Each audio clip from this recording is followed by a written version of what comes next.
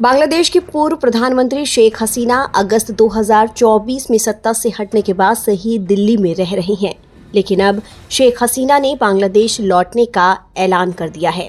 शेख हसीना ने दावा करते हुए कहा है कि वो इस साल दिसंबर तक अपने देश लौटेंगी, चाहे उन्हें गिरफ्तारी, जेल या मौत का ही सामना क्यों न करना पड़े। इस बीच बांग्लादेश के कानून मंत्री MD असदुज्मान ने कहा कि अगर शेख हसीना वापस लौटती हैं तो देश का कानून अपना काम करेगा। उन्होंने कहा कि शेख हसीना बांग्लादेश लौटती हैं और सरेंडर करना चाहती हैं तो हो सकता है कि उन्हें ऐसा करने का मौका मिलने से पहले ही गिरफ्तार कर लिया जाए।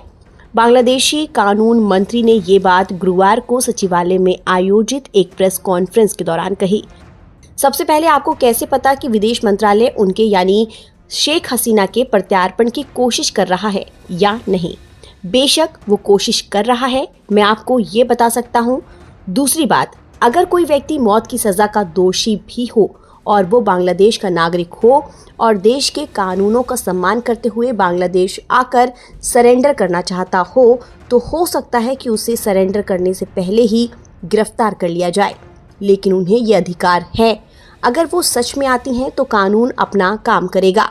हम कानून के दायरे से बाहर कुछ नहीं करेंगे। हम उस अधिकार का इस्तेमाल करेंगे जो कानून ने हमें दिया है। इसके साथ ही जब एक पत्रकार ने पूछा कि शेख हसीना कैसे लौटेंगी क्योंकि उनके पास पासपोर्ट नहीं है, इसके जवाब में कानून मंत्री ने कहा, वो कैसे आएंगी ये उनकी समस्या है, मेरी समस्या नहीं है।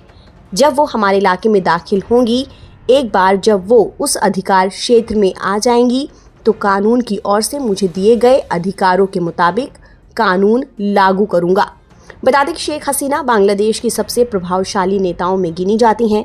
उन्होंने लंबे समय तक देश का नेतृत्व किया और उनके कार्यकाल में आर्थिक विकास, बुनियादी ढांचे और सामाजिक योजनाओं में कई बड़े बदलाव देखने को मिले।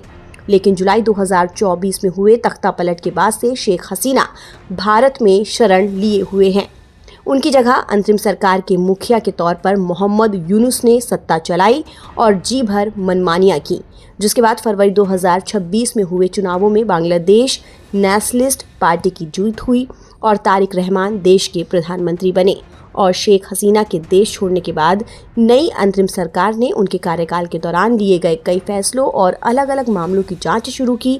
इन्हीं जांचों के आधार पर उनके खिलाफ कई कानूनी मामले भी दर्ज किए गए। सरकार का कहना है कि सभी मामलों की जांच कानून के दायरे में की जा रही है, जबकि शेख हसीना और उनकी पार्टी अवामी लीग इन आरोपों को राजनीतिक प्रतिशोध करार देती रही है। ऐसे में शेख हसीना भविष्य में अगर बांग्लादेश लौटती हैं तो उनकी कानूनी स्थिति पर देश और विदेश दोनों की नजरें रहेंगी। ताज़ा अपडेट के लिए आप बने रहिए नवभारत टाइम्स के साथ।